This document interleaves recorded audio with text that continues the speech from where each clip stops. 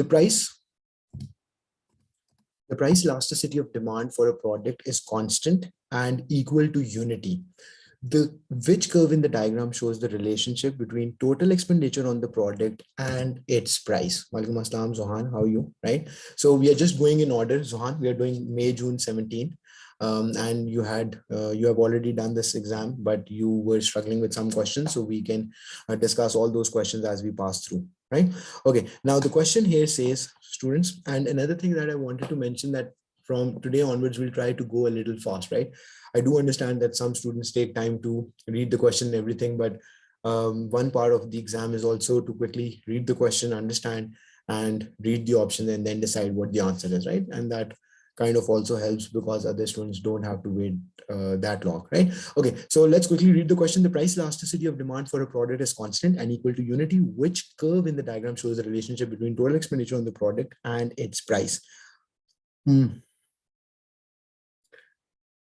Right, we will do that, Zohan. So it's just like perhaps for this week, we can do some MCQs.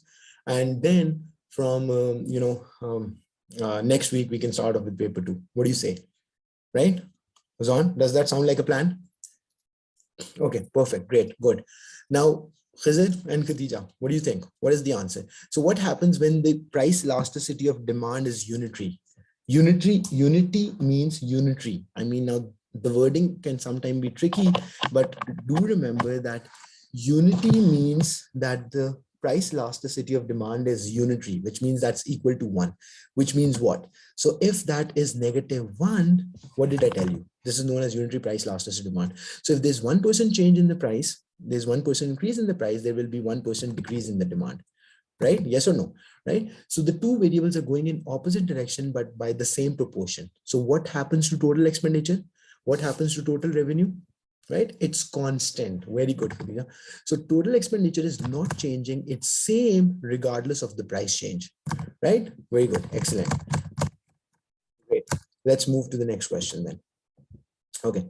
A bottle making business announced it has introduced a new production system. As a result, the quantity produced per week could be increased or reduced much more easily when the price of the bottle changes. What term describes this change? Right. So if it's easier to increase or decrease production due to changes in price of the good, then what is this term called? What do we call it?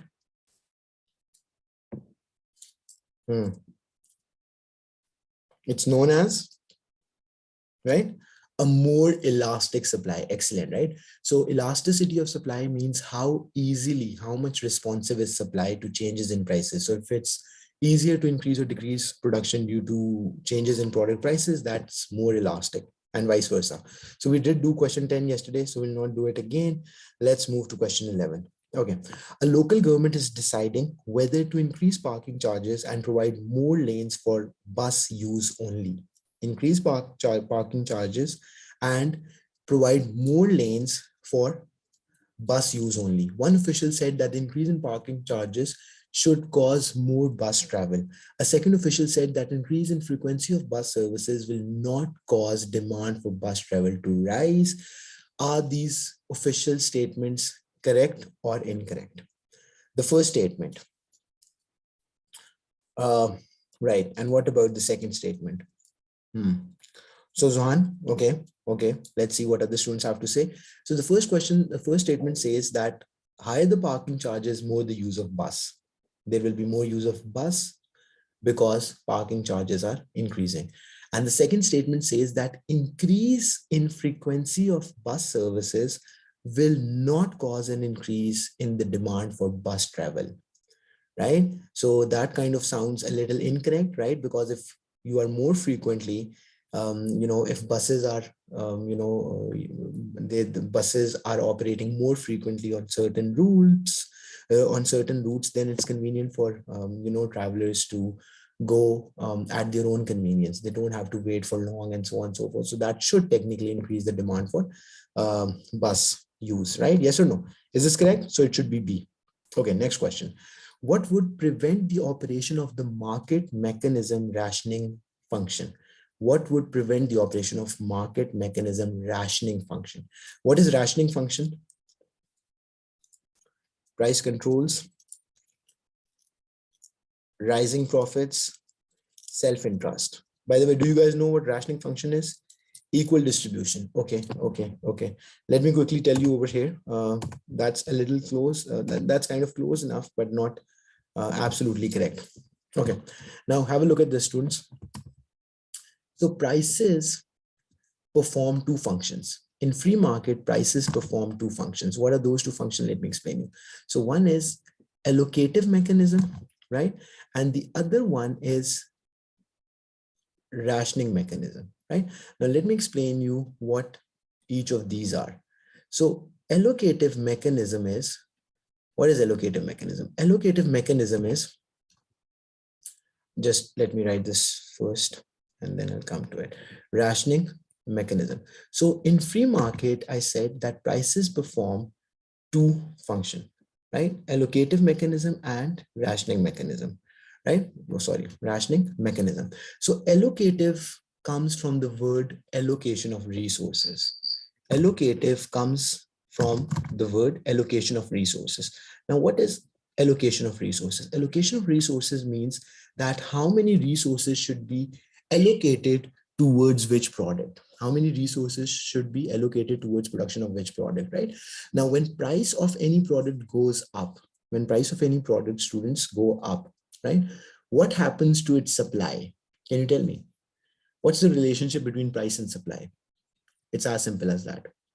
What's the relationship between price and supply? It increases. That's allocative mechanism. Higher the price for a product, higher the profit margins, and greater the supply. Do you agree with me? Right?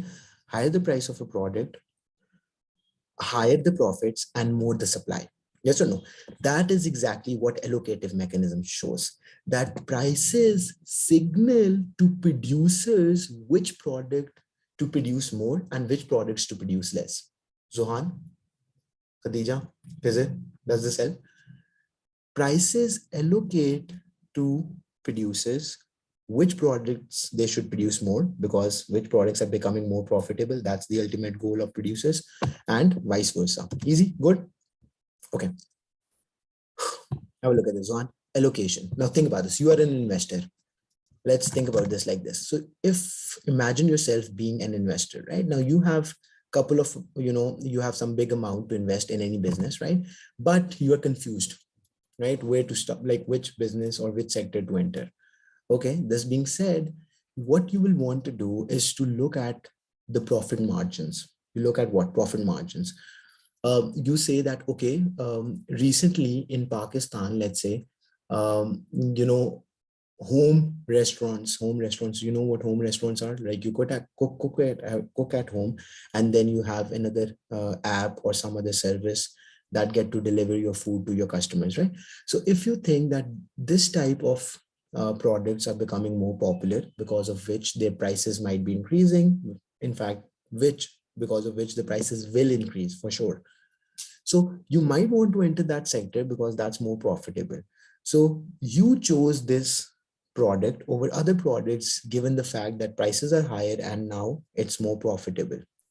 Now, this is what allocative mechanism is. Prices signal to producers which products are becoming more profitable and therefore they should produce those goods. Easy? Still confused? Right? Got it? Easy?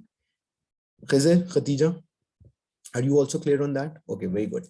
Now comes in the rationing mechanism. So allocative mechanism is on the producer side, right? So it helps producers decide which products to produce more of, which products to produce less of. And rationing mechanism works on the consumer. What does rationing means? Rationing means, right? Rationing means that the produced goods, the goods that are produced, how will those goods be distributed? Rationing means the goods that are produced in an economy, how will those goods be distributed amongst consumers? Now think about this. If I need to find out whether I can buy something or not, what do I look at? How do I decide whether I buy something or not? What do I look at? Students, I look at the price exactly. When I go to shop, I have to buy something, a t-shirt, I don't know, anything, right? I look at different product prices. And then the first basis of shortlisting products is my ability to pay, my affordability. Yes or no? Now, if something is more expensive in a country, that automatically prevents people from, like, there are fewer people who will be interested in buying that thing. So if you find out how many people buy BMW every year compared to how many people buy Toyota, there will be insane difference. Why? Because obviously Toyota is much more affordable. It's cheaper compared to an expensive luxury car like BMW. So rationing mechanism means that prices will automatically, divide the available goods amongst consumers. When there is limited availability of products or limited supply, prices bid up. When prices bid up, there will be fewer people willing to buy that good. Right? Think about this. iPhone is expensive. Not many people can afford it. Fewer people demand it. Are you getting me? So economics is very interesting in the sense that, one thing leads to another and markets clear. So this entire concept of markets being efficient means that markets will themselves clear. Market themselves will clear based on the demand and supply. Is this confusing? You want me to explain again, or is this clear? So rationing mechanism means prices decide which consumers would buy the good. If something is more expensive, which means fewer people have affordability for that product, so only few people will opt for it because not many people can afford, obviously. On the other hand, if something is cheaper, more people can afford it and more people will buy. Getting me? Not getting me. Got it? Khatija? Khizr? Is this easy? Right? Right? So allocative mechanism helps producers decide which products to produce and not produce. Higher the price, higher the profit margins, more the producers will produce. Rationing mechanism helps consumers decide which products to buy. Higher the price, lower the affordability, less the demand for that thing, and vice versa. Easy. Like it depends on supply, how many people will buy a particular good. Depends on price. Yeah, it depends on price, not on supply. Yeah, rationing mechanism depends on price. Higher the price, lesser affordability, less people will buy.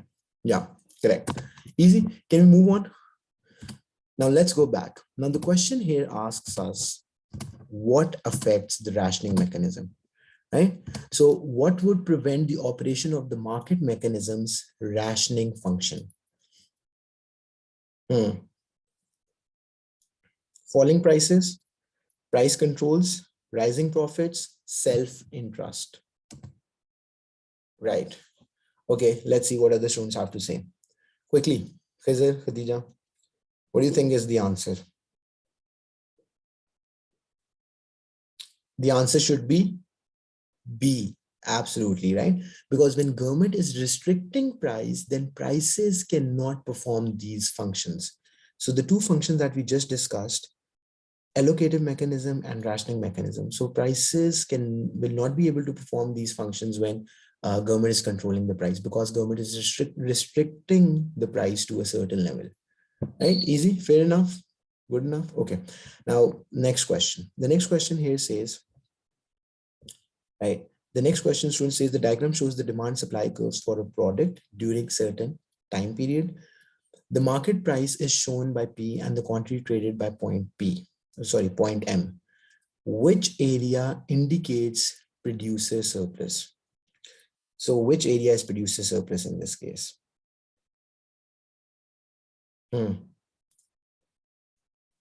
So which area is producer surplus? I did tell you, right? Right?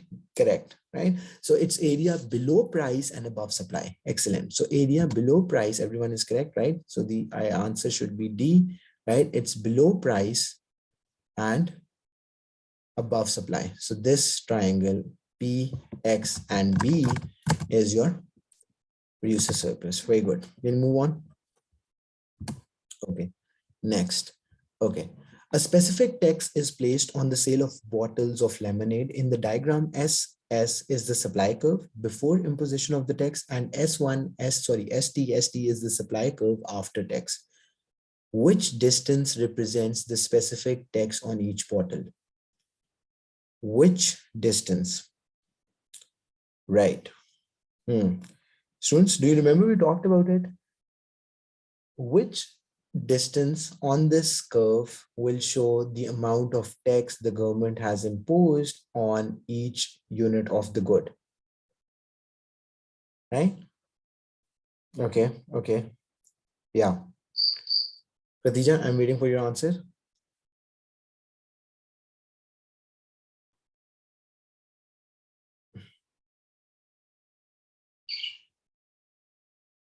Yeah, Zohan, that would have been correct too, but they usually don't write it like that.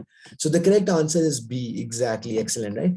So the vertical distance between two supply curves, the vertical distance between supply curves, if there is a tax, if the tax has been imposed, shows shows the amount of tax that has been imposed on the good, right? Easy, we good? Fair enough. Can we move on? Okay, 14 should be B if I have to quickly check. 14 is B. Next question. Okay. The next question says, a market is in equilibrium at point X. The government then subsidizes both consumers and producers by direct payments. What will be the new equilibrium position? So government is giving subsidies to both consumers and producers. So what will be the new equilibrium position in the market? Yeah.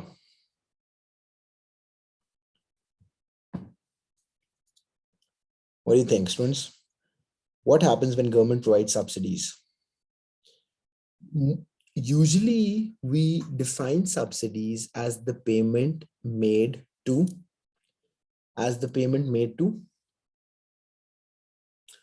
producers. Usually we define subsidies as payments made to producers.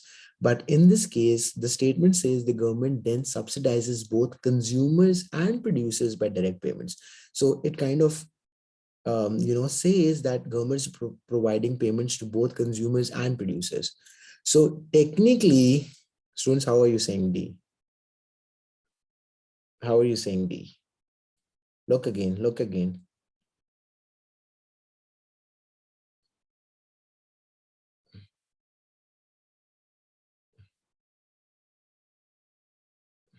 Right? Okay, I get it how you're saying D. You're just thinking about supply curve shifting to the right, but I think it should be C. I think it should be C because with more payments being made to consumers, their spending power will also increase. Did you get me or not? So 15 is C. Zohan, did you get this part?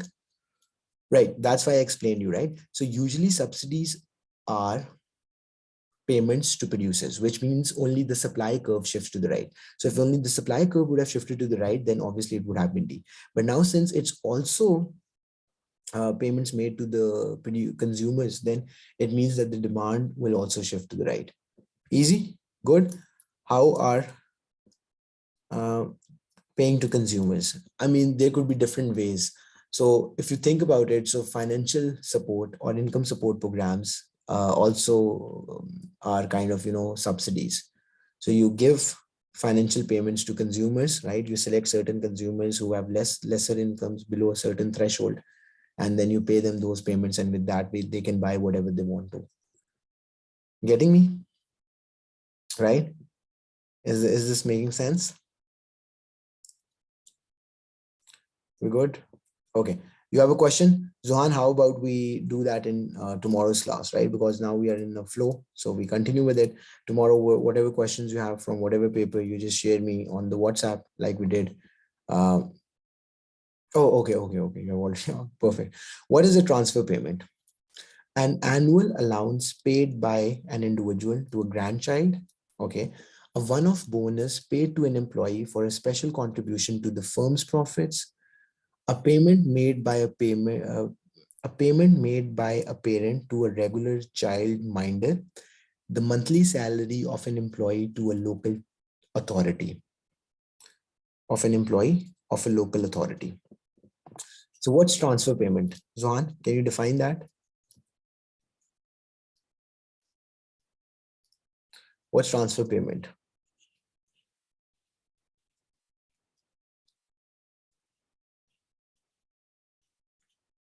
What's transfer payment, students? Do you remember we talked about transfer payments? I defined it as the payments made by government to disadvantaged people, right? Like for instance, unemployment benefits, child support programs, income support programs, right?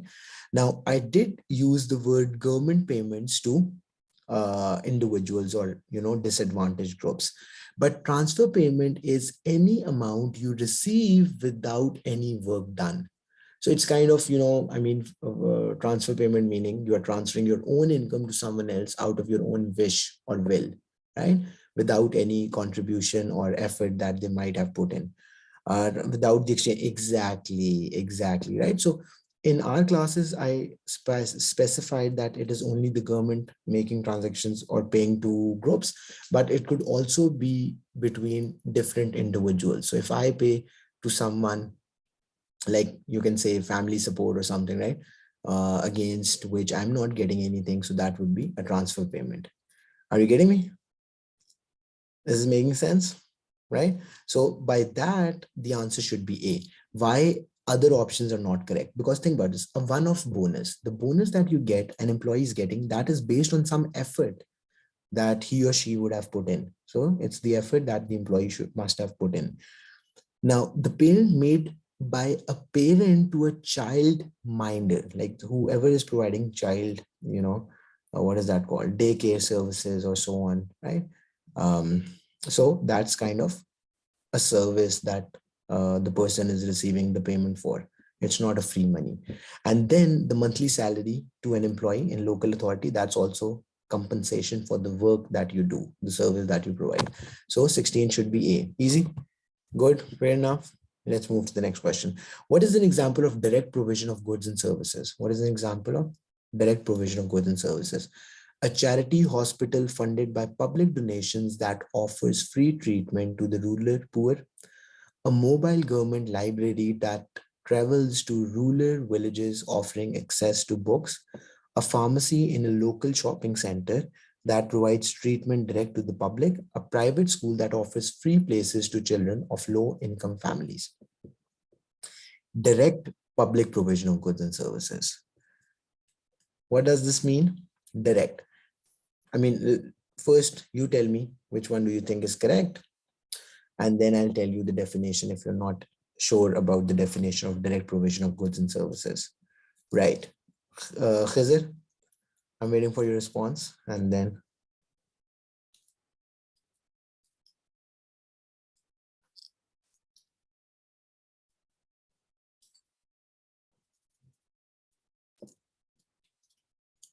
right, the correct answer is B. Excellent, students. So direct provision of goods and services mean government providing these goods and services directly to the people, right? So it's the government providing these goods and services to the people, right? Now, the problem with option A is a charity hospital funded by public donation. So it's not, government didn't do anything about it. It's a charity. So it's just like people contributing to to a pool of funds, and then they do something with that.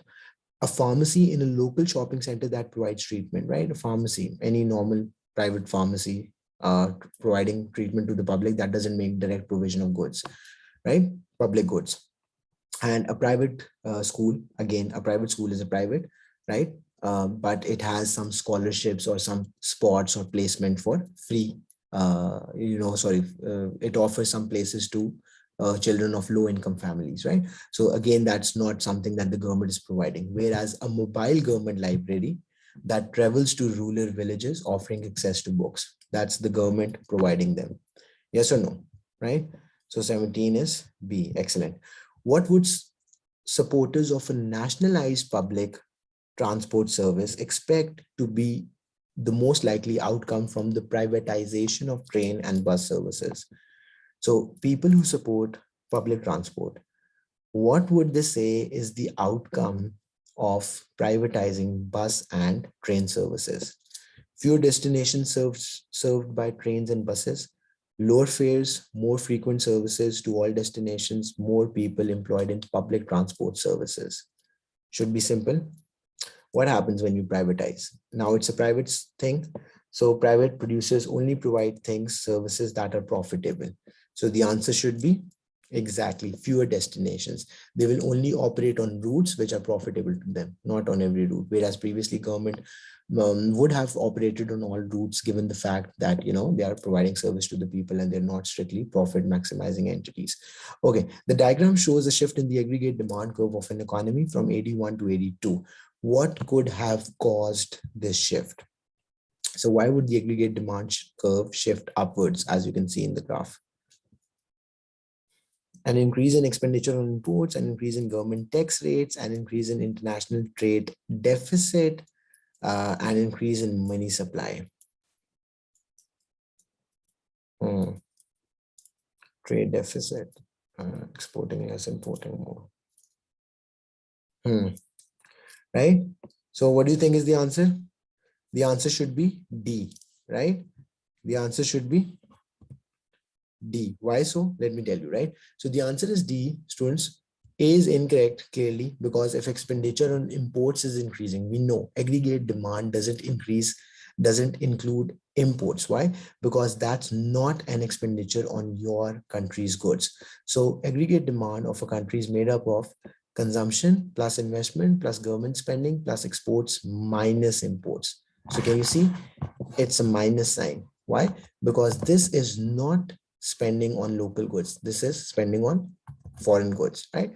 So that would not be the answer. An increase in tax rate. So when government increases taxes, consumption would be lower, right? That means aggregate demand would be lower. It won't increase, it will decrease, in fact.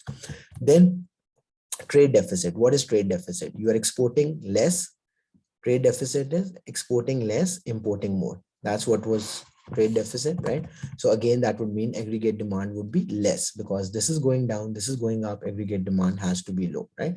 The only thing that is correct, an increase in money supply. With more money supply, people get more incomes. With more incomes, kind of more money to spend, more purchasing power, they buy more, consumption increases, and aggregate demand shifts to the right. Easy. Okay, next question. Which statement about changing price levels is correct? Anyone on fixed income has rising real income during deflation. Government revenue from indirect taxes falls during inflation. Producers prefer deflation to inflation. Savers prefer index-linked savings when there is deflation rather than inflation. We are importing more than the aggregate demand of that country will increase from which we are importing. Yeah, correct. Obviously, because for them it's exports. Yes, Zohan, correct. Okay, so which statement about changing price levels is correct? Right, it won't affect our demand. No, it will affect our demand. So if we are importing more, this means a bigger chunk of our consumption is based on imports. Zohan, that's why imports come with the negative sign. So if we are importing more, this means a bigger chunk of our consumption, right? If we are just importing more, but our spending on local goods is the same, then it's not a problem. But if we are importing more, and that imports mean that we are replacing foreign goods, we are replacing local goods with foreign goods, then our aggregate demand will decrease. Got it? Right? So the answer to 20 would be A. Exactly. Very good. Why? Because what is deflation? Deflation means prices are decreasing. When prices are decreasing, anyone with fixed income. So let's assume someone was earning 50,000 rupees before. 50,000 rupees before, right? But prices were increasing. But now when prices starts to decrease, with that same 50,000 rupees or whatever it is, right? That person can buy more. So real income. What is real income? Real income means purchasing power. Whatever the money you have, how much can it purchase? That's the big thing you're looking at. How much can you purchase? That's what you're looking at, right? It's not about the money in your pocket. It's about the purchasing power of that money, right? Easy. Whereas all the other statements, if you focus, are incorrect. Government revenue from indirect taxes during inflation increase. Why? Because most indirect taxes are percentage of the price. So if it was something was 100 rupees before, 10% of that was 10 rupees.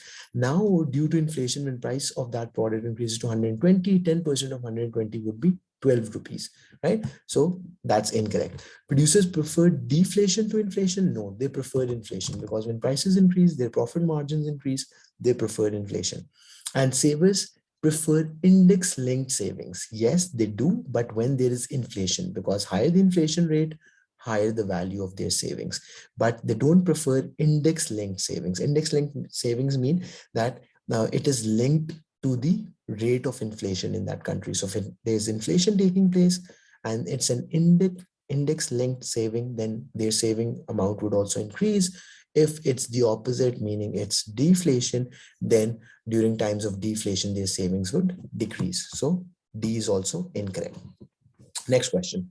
Which combination of events is most likely to cause inflation? Which combination of events is most likely to cause inflation? Exchange rates, direct taxes, money supply.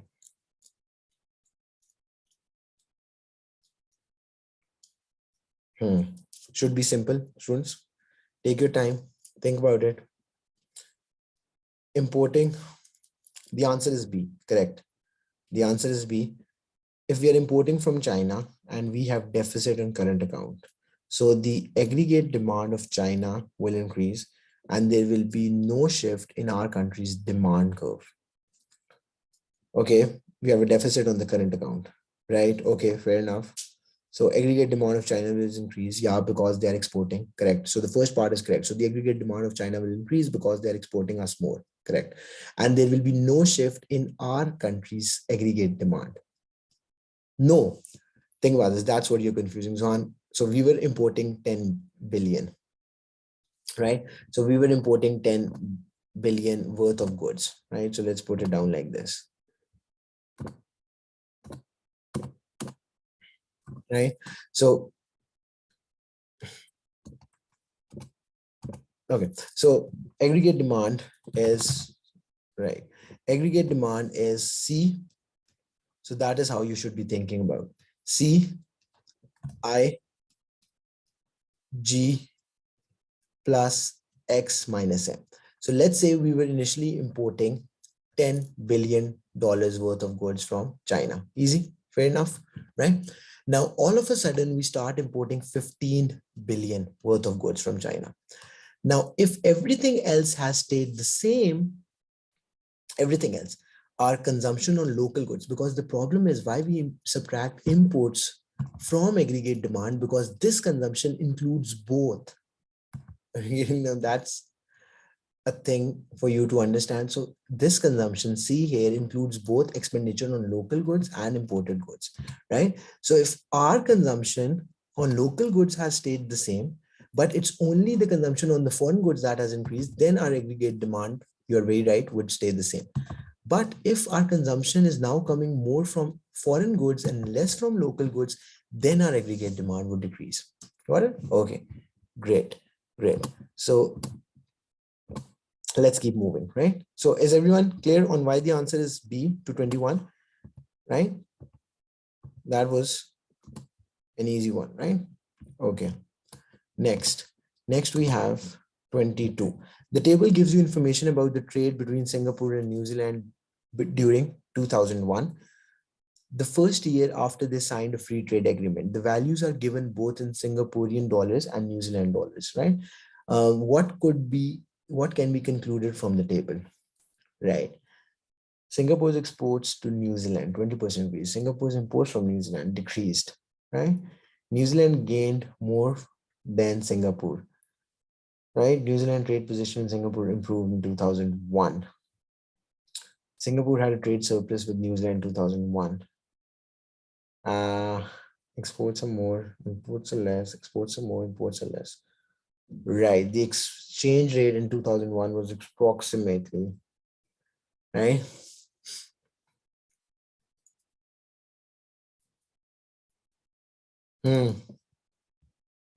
What should be the answer, students? The answer should be, right? Clearly, the answer is C, right? Because think about this, the exports that New Zealand, Singapore's exports to New Zealand are greater than the imports, right? So this means Singapore had a surplus against New Zealand, right? Yes or no? Right, right. Make sure the quality of the picture is good, right? It's clearly readable, right? I can do that. I will do that. 22 should be C. Good enough, right? Okay, next question, students, quickly. Country X conducts 60% of its trade with country Y and 40% of its trade with country Z. The initial value of trade weighted exchange rate index of country X is 100. What will be its new trade weighted exchange rate index value if the currency rises in value by 20% against the currency of Y and falls by 12%, falls by 10% against the currency of Z, right? So 60% is with Y, 40% is with Z. The initial value of trade weighted, right? What will the new trade weighted exchange rate value if the currency rises in value by 20% against currency Y? Currency Y. So, okay. Can anyone of you tell me how we'll do that? Any guesses about how we'll solve this question? Quickly, students, we're running out of time. Okay, now the simple thing you have to do, right, let me tell you. So the simple thing you have to do, what is trade weighted exchange rate? Trade weighted exchange rate is an exchange rate, which is, I mean, not the normal exchange rate, because normal exchange rate is one currency against another currency. Whereas trade weighted exchange rate shows you overall performance of how well or how bad your currency performed against other basket of currencies with which you trade. Now you have to listen to this carefully, right? So what is trade weighted exchange rate? Students, it will take me longer. How about we do this with a fresh mind tomorrow? Sounds like a plan, right? How about we do this with a fresh mind, because right now I'm thinking about pressure time and all that, right? And then we will do MCQs practice this week, remaining days of the week. And then from next week, we'll jump to essay questions and case studies, right? And we'll also do, before that, we'll also do the smaller topics, concepts that we are left with, that we didn't do. So I'll look at the syllabus. You also go over the syllabus. I'll share it in the group. And then you let me know which topics we're left with, which we didn't cover, right? So I'll see you tomorrow. Take care. Have a good night. And Allah Hafiz.